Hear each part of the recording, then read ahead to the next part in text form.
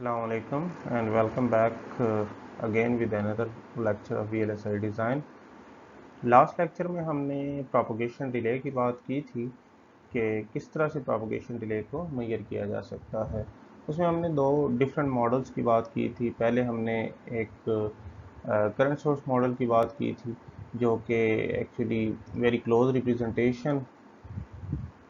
उसके बाद हमने रेजिस्टिव मॉडल की बात की थी, आरसी मॉडल की बात की थी जो कि बड़ी क्लोज अप्रॉक्सीमेशन है to the current source model और उसे हम बड़ी इजीली यूज़ कर सकते हैं to find the propagation delay of any complex network. तो लास्ट टाइम हम जब प्रोपगेशन डिले डिस्कस कर रहे थे तो वहाँ पे हमारे पास एक लम्प कैपेसिटेंस का जिक्र आया था कि what is the lump capacitance. तो आज के लेक्चर में हम एक्चुअली उस लम्प कैपेसिटेंस की बात करेंगे।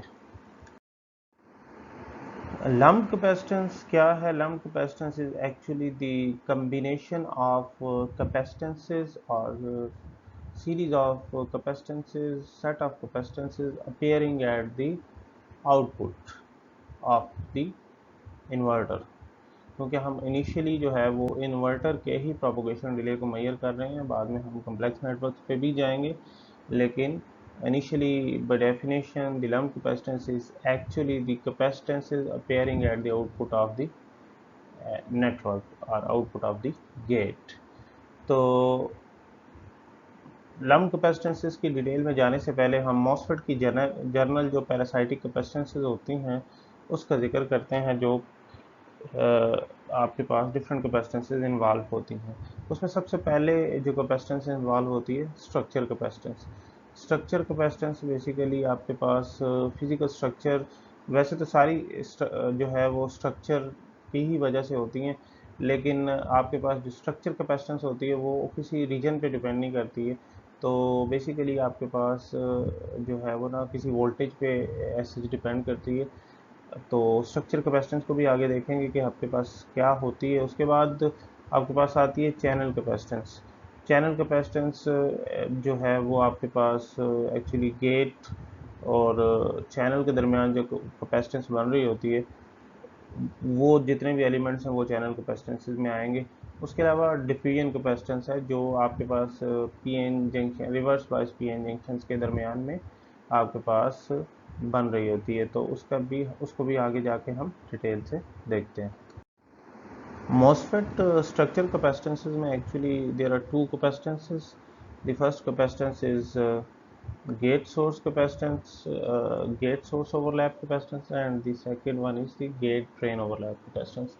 अब ये कैपेसिटेंस जो है वो बनती किस वजह से? ये लेटरल डिफ्यूजन की वजह से कैपेसिटेंस बनती है। पहले भी हमने जिक्र किया था कि जब हम एक्चुअली जब लेआउट ड्रा करते हैं तो वहाँ पे हमारे पास एक चैनल लेंथ होती है जिसे हम नॉर्मली टेक्नोलॉजी चैनल लेंथ कहते हैं। तो जो आपकी एल ड्रान होती है उसके मुकाबले में आपकी इफेक्टिव चैनल लेंथ थोड़ी कम होती है due to this lateral diffusion. अब ये जो लेटरल डिफ्यूजन है आपके पास, ये जो आपके पास लेटरल डिफ्यूजन है, दोनों साइड्स पे आपके पास इक्वली लेटरल डिफ्यूजन होगी। तो उसकी वजह से आपके पास क्या होगा? आपके पास गेट और सोर्स या गेट और ड्रेन के दरमियान कैपेसिटेंस जो है वो डेवलप हो जाएगी। और वो कैपेसिटेंस किस पे डिपेंड करेगी?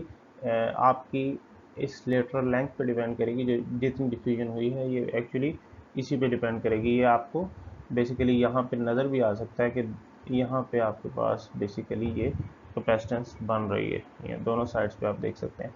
एक तो ये आपके पास जो है वो इस पे डिपेंड करेगी कि आपके पास कितनी डिफ्यूजन हुई है। सेकेंडली ये ऑक्साइड कैपेसिटेंस पर डिपेंड करेगी, और ऑक्साइड कैपेसिटेंस जो है वो दो चीज़ों पर डिपेंड करती है, permittivity of the material and secondly thickness of the oxide layer.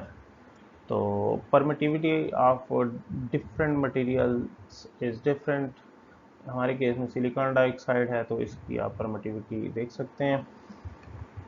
उसके बाद ओवरलैप कैपेसिटेंस जो है वो एक लीनियर कैपेसिटेंस, लीनियर एलिमेंट है, और इसकी कैपेसिटेंस जो है वो गेट सोर्स ओवरलैप और gate drain overlap capacitance are normally equal due to the equal lateral diffusion.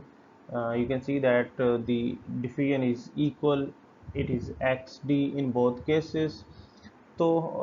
यहाँ पे हमने बेसिकली लेटरल डिफ्यूजन के लिए एक्स डी यूज़ किया rather than L D, because we will going to use L D for source और drain length.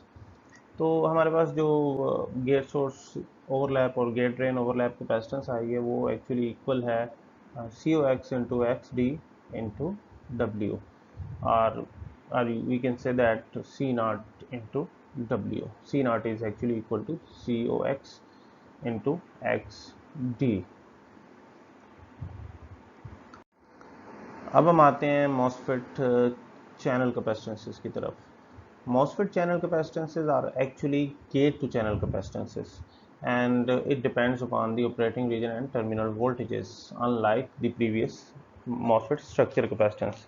Structure capacitance is always there and it does not depend upon any operating region or terminal voltage. So gate to channel capacitance can vary with change in operating conditions. अगर आपके पास operating region different है तो आपकी capacitance different होगी even, और operating region actually terminal voltage पे ही डिपेंड करता है। तो आपके पास इसमें जो आपके पास कैपेसिटेंसेस आएंगी चैनल कैपेसिटेंसेस, इसमें गेट सोर्स कैपेसिटेंस जो है वो आपके पास दो तरह की कैपेसिटेंसेस आएंगी। एक आपके पास देख सकते हैं आप, आपके पास सॉरी आपके पास जो है वो ये एक गेट और सोर्स के दरमियान कैपेसिटेंस बन रही होगी, और ये आपके पास गेट और सोर्स के दरमियान कैपेसिटेंस बन रही होगी, और उसके बाद गेट और ड्रेन के दरमियान कैपेसिटेंस बन रही होगी, and it will going to depend on operating reason.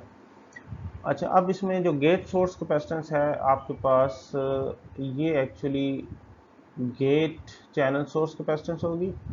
Gate और चैनल सोर्स कैपेसिटेंस का मतलब है लेटरल डिफ्यूजन के बाद जितना चैनल बन रहा होगा वो बेसिकली गेट चैनल और सोर्स के दरमियान कैपेसिटेंस आ गई।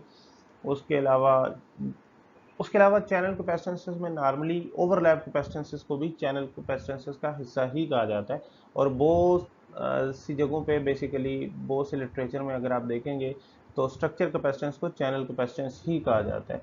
तो इसलिए, और ये एक फिक्स पार्ट होता है आपके पास गेट सोर्स कैपेसिटेंस का, जो कि गेट चैनल सोर्स कैपेसिटेंस जो है ये पार्ट जो है ये वेरी करता है।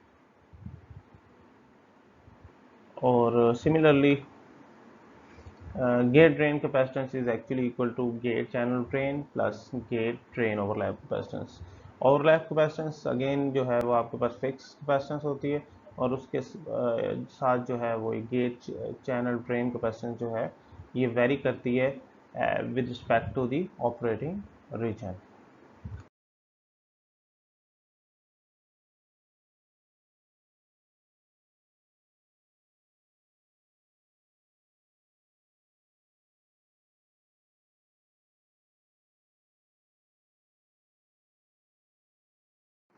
अब इसमें हम देखते हैं कि डिफरेंट ऑपरेटिंग रीजन में आपके पास चैनल कैपेसिटेंसेस क्या होंगी। सबसे पहले हमारे पास कट ऑफ रीजन को देखते हैं। कट ऑफ रीजन में हमारे पास क्या होगा कि कट ऑफ रीजन में चूंकि डिवाइस ऑफ होगी, there is no channel, there is formation of basically depletion reason.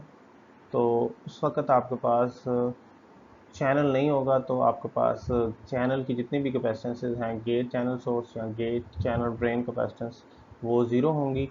Structure कैपेसिटेंसेस exist करेंगी, और लेकिन एक और कैपेसिटेंस जो है जो एग्जिस्ट करेगी, that is gate channel bulk capacitance which is equal to COX into WL। तो ये हमारे पास gate bulk capacitance normally exist करती है आपके पास कट ऑफ रीजन में। इसे गेट चैनल बल्क कैपेसिटेंस को हम गेट बल्क कैपेसिटेंस भी कहते हैं आपके पास।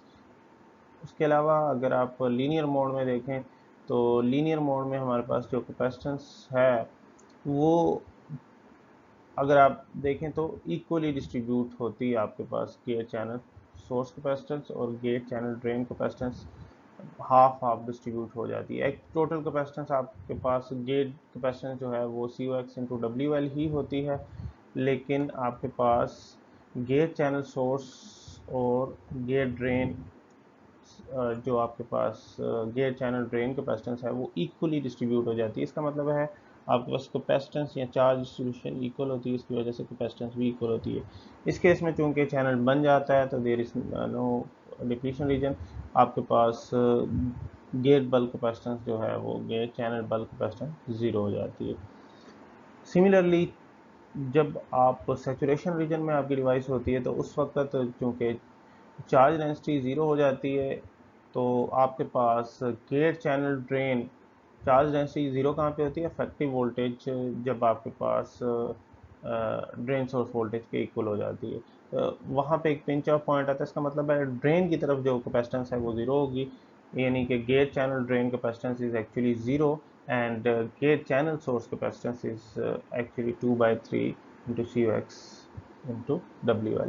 तो यहाँ पे हम देखें तो हमारे पास सारी की सारी जो कंट्रीब्यूशन है कुछ जो है वो चार्ज डेंसिटी यहाँ पे ज़ीरो हो गई है, और बाकी जो है हमारे पास जो मेजर कंट्रीब्यूशन है वो गेट चैनल सोर्स कैपेसिटेंस की तरफ से ही आ रही है, और अगेन जो है वो आपके पास गेट बल्क कैपेसिटेंस ज़ीरो ही होगी।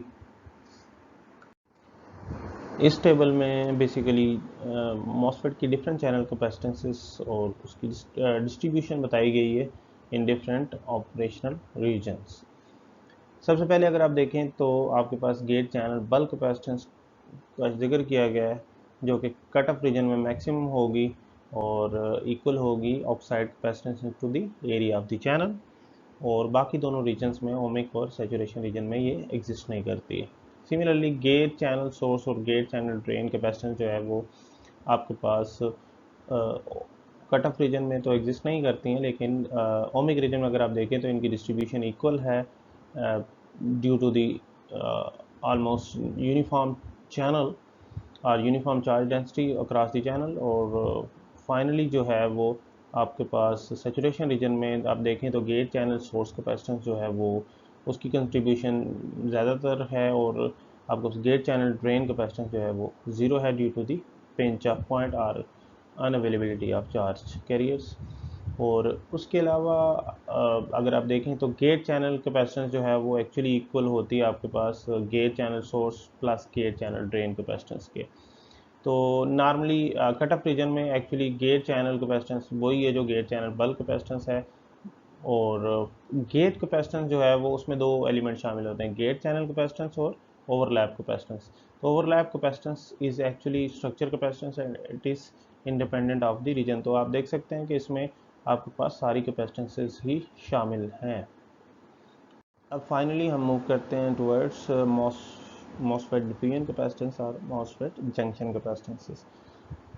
The junction capacitances are from the reverse bias source body and drain body PN junction। तो ये बेसिकली रिवर्स बाइस जंक्शंस की वजह से होती हैं। अब अगर आप देखें तो रिवर्स बाइस जंक्शन यहाँ पे एग्जिस्ट करेंगे, ये आपके पास N टाइप है और ये आपके पास P टाइप है। तो PN और P टाइप के दरम्यान अगर आप देखें तो आपके पास एक डिप्लीशन रीजन बन रहा है, और ये depletion region actually insulation provide करेगा इन दो अपोजिट मटेरियल्स के दरमियान। तो ये एक कैपेसिटिव एलिमेंट बना देगा यहाँ पे रिवर्स बाइस जंक्शन की वजह से। आपके पास आप कह सकते हैं कि यहाँ पे एक कैपेसिटिव एलिमेंट बन जाएगा, दोनों साइड्स पे बनेगा। तो सोर्स बल्क और नॉर्मली से हम डिफ्यूजन कैपेसिटेंस या जंक्शन कैपेसिटेंस भी कहते हैं। तो ये रिवर्स बाइस जंक्शन हम एक्चुअली खुद इस्टेब्लिश करते हैं for the proper operation of the device. तो इसकी वजह से एक कैपेसिटिव एलिमेंट भी प्रोड्यूस हो जाता है जो कि एक नॉन लीनियर एलिमेंट होता है। तो इसको आगे जाके देखते हैं कि इसकी डिस्ट्रीब्यूशन कैसे होगी, कौन कौन से एलिमेंट कंट्रीब्यूट करेंगे इसमें, और नॉन लीनियरिटी को कैसे हम देखेंगे इसमें। मॉसफेट डिफ्यूजन कैपेसिटेंस बेसिकली आपके पास जैसे पहले आपको बताया कि रिवर्स बाइस जंक्शंस की वजह से होगी जो कि पी सोर्स और बॉडी या ड्रेन और बॉडी जंक्शंस के दरमियान एग्जिस्ट करेंगे। अब इसके फिजिकल स्ट्रक्चर को अगर देखें आपके पास ये आपके पास साइड वॉल्स हैं इसकी, इस तरह से आपके पास साइड वॉल्स हैं, और ये आपके पास विड्थ ऑफ द सोर्स है, और ये एक्चुअली आपके पास लेंथ ऑफ द सोर्स है। तो एक्चुअली हमारा जो चैनल कि जो आपके पास कैपेसिटेंस होगी, सॉरी सोर्स और बल्क के दरमियान जो कैपेसिटेंस होगी वो बेसिकली सोर्स लेंथ और विड्थ पे भी एक्चुअली डिपेंड करेगी। अब ये अगर आप देखें तो there is a mathematical relation of diffusion capacitance. Diffusion capacitances के दो कंपोनेंट होते हैं, bottom plate capacitance and side wall capacitance. Bottom plate capacitance में अगर आप देखें तो आपको जो बॉटम पे नज़र आ रहा है एरिया, ये जो आपके पास बॉटम पे नज़र आ रहा है आपको पास एरिया, ये एक्चुअली बॉटम प्लेट कैपेसिटेंस होगी। इसमें बॉटम प्लेट कैपेसिटेंस में क्या है आपके पास, C J which is per unit area capacitance into area. What is area? Area is W into LS.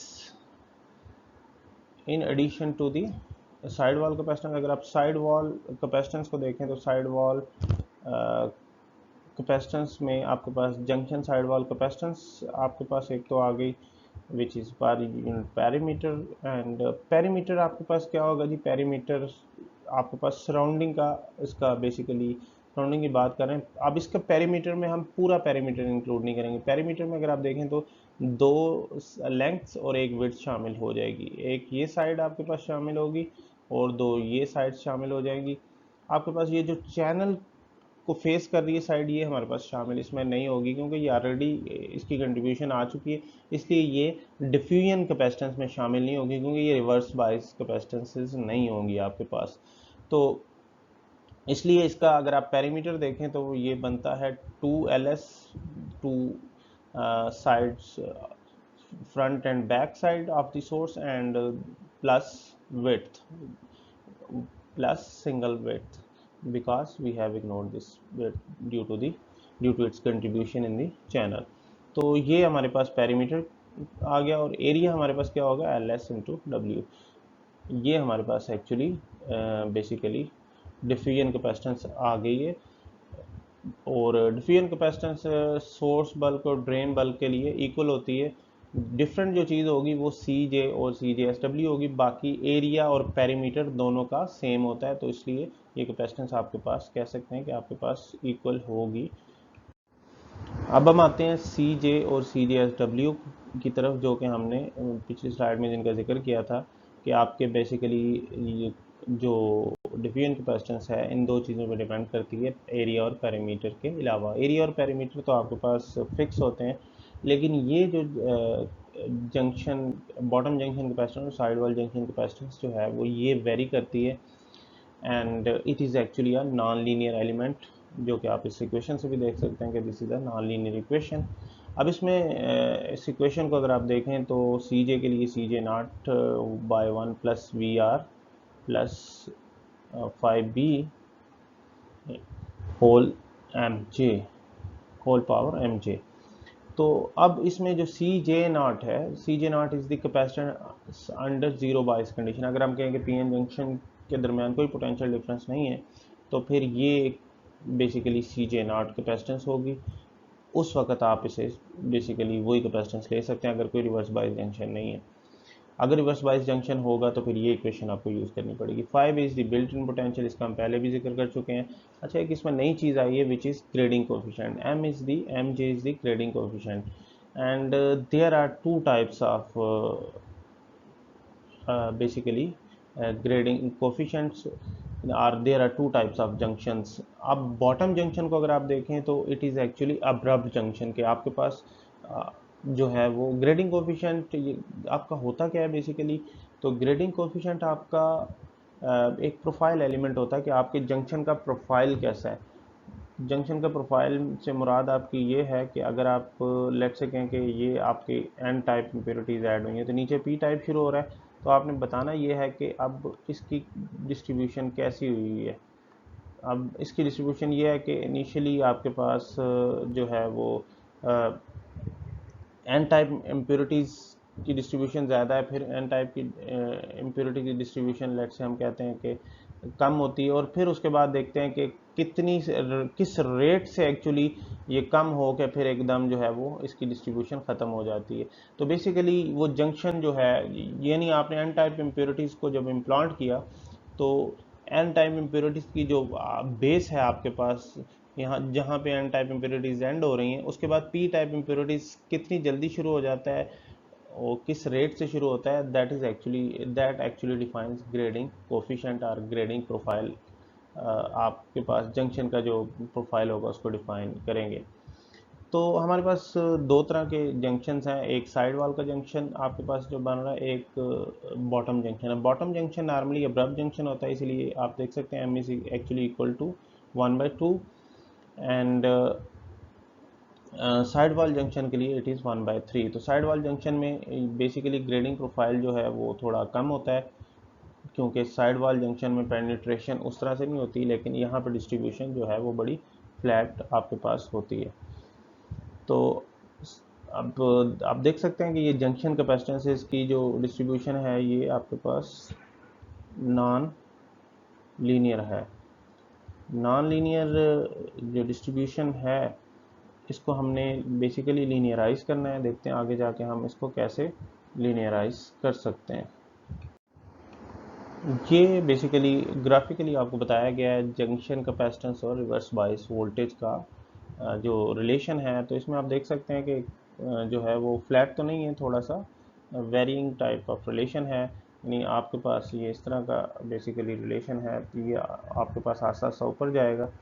तो हमारे पास हमने क्या करना है कि ये जो रिलेशन है हमने इसको बेसिकली एक लीनियर मॉडल से अप्रॉक्सीमेट करना है, यानी ये हमारे पास जो बेसिकली सॉरी ये हमारे पास ये नहीं, हमारे पास ये जो है ये आपके पास ये जो रीजन बन रहा है ना, हमने बेसिकली इस रीजन को लीनियरली मॉडल करना है।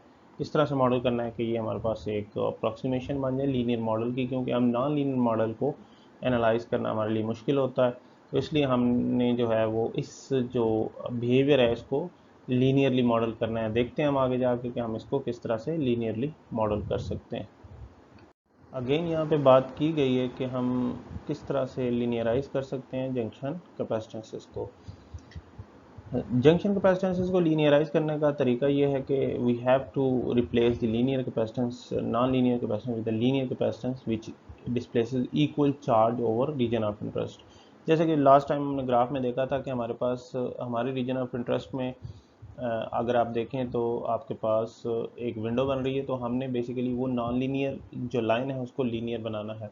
तो हम एंड पॉइंट्स को अगर देखते हुए जो है वो देखें कि क्या चार्ज डिस्प्लेसमेंट हो रही है, तो उसकी मदद से हम जो जंक्शन कैपेसिटेंस है उसको लीनियरली मॉडल किया जा सकता है। जैसे कि आप देख सकते हैं कि C J is actually equal to displacement in charge with respect to change in voltage, which is actually equal to K equivalent into Cj naught, and Cj naught is the zero बाइस या zero बाइस आपके पास capacitance है, और K equivalent क्या है, K equivalent अब ये वो लीनियराइजिंग फैक्टर है जो बेसिकली आपके कैपेसिटेंस को लीनियर कर देगा।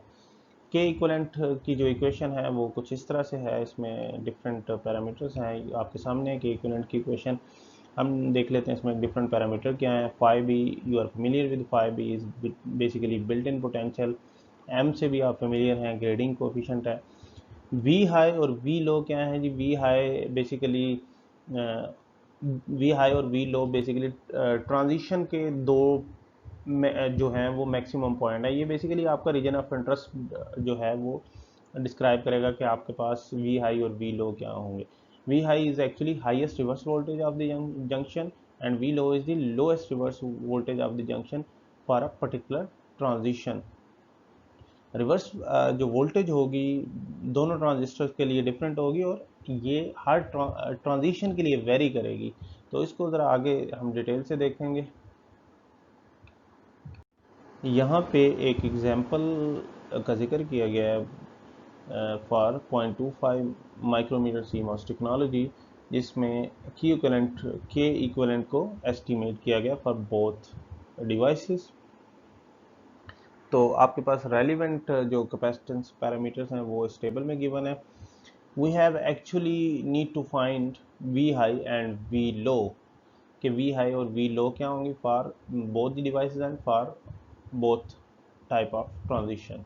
तो सबसे पहले हम एनमॉस को देखते हैं। तो एनमॉस को अगर आप देखें तो आपके पास इंटरवल जो है वो for high to low transition जो बनता है, हाई टू लो ट्रांजिशन में आपके पास 2.5 से 1.25 तक हमारी ट्रांजिशन होगी, 50% ट्रांजिशन होती है। तो आपके पास जो है लेट्स से हमारे पास ये एक इन्वर्टर है, आपके पास ये एक इन्वर्टर है, तो इसमें अगर आप देखें तो यहाँ पे हाई टू लो का मतलब है यहाँ पे आपके पास 2.5 होगी, और बॉडी टर्मिनल क्या है, ये बॉडी टर्मिनल है। इस पे आपके नॉर्मली जो एन मास है उसका बॉडी टर्मिनल ग्राउंड होता है। तो आपके पास वी हाई जो वोल्टेज बनेगी रिवर्स पी और एन जंक्शन के दरमियान, पी पे 0 है, एन पे 2.5 है, तो एक्चुअली जो रिवर्स बाइस वोल्टेज बनी वो -2.5 बनी। सिमिलरली वी लो क्या होगा, V low at the end of the transition होगा। तो बेसिकली इस ट्रांजिशन के दौरान हमने लीनियराइज करना है मॉडल को। तो बेसिकली आपके पास वी लो जो होगा वो -1.25 होगा। सिमिलरली आप इसको सब्स्टिट्यूट करेंगे तो you will get K equivalent for bottom and K equivalent for side wall which is equal to 0.57 and 0.61। Similarly अगर आप लो टू हाई ट्रांजिशन की बात करें तो आपके पास लो टू हाई ट्रांजिशन 0 to 1.25 होगी, तो वी लो जो होगा वो आपके पास 0 वोल्ट हो जाएगा, और वी हाई जो है वो -1.25 हो जाएगा। रिवर्स बाइस वोल्टेज की बात करेंगे। फाइनली अगर आप पी मॉस को देखें तो पी मॉस में आपको पता है कि पी मॉस में for high to low transition अगर आप देखें तो पी मॉस में एक चीज़ याद रखिएगा कि जो बॉडी होती है वो मैक्सिमम पोटेंशियल पे होती है, यानी 2.5 पे होगी। तो आपको इस हिसाब से इसको देखना है। तो यहाँ पे अगर आप देखेंगे तो ये एक तो आपके पास बेसिकली एक तो आपके पास 0 हो जाएगी, दूसरी -1.25 होगी। फाइनली आप लो टू हाई ट्रांजिशन के लिए भी इसको कैलकुलेट कर सकते हैं। तो ये थी हमारी कैसे हम के इक्विवेलेंट को फाइंड कर सकते हैं, और उसमें वी हाई और वी लो को कैसे देखा जाता है, कैसे मेजर किया जाता है। हियर इज अनदर एग्जांपल जिसमें हम बेसिकली एन मास और पी एन मास की डिफरेंट कैपेसिटेंसेस को फाइंड कर रहे हैं। इसमें चैनल लेंथ 0.24 माइक्रोमीटर है, विड्थ 0.36 है, ड्रेन और सोर्स लेंथ 0.625 माइक्रोमीटर है। बाकी सारे पैरामीटर जो है वो इस टेबल में गिवन है। तो consequently you can find gate source overlap capacitance and gate channel capacitance formulas are given and you are familiar with the formulas। तो इसलिए इसमें क्या करना है, आपको सिंपल वैल्यूज़ की सब्स्टिट्यूशन करके आप अपनी डिफरेंट कैपेसिटिव एलिमेंट्स को फाइंड कर सकते हैं।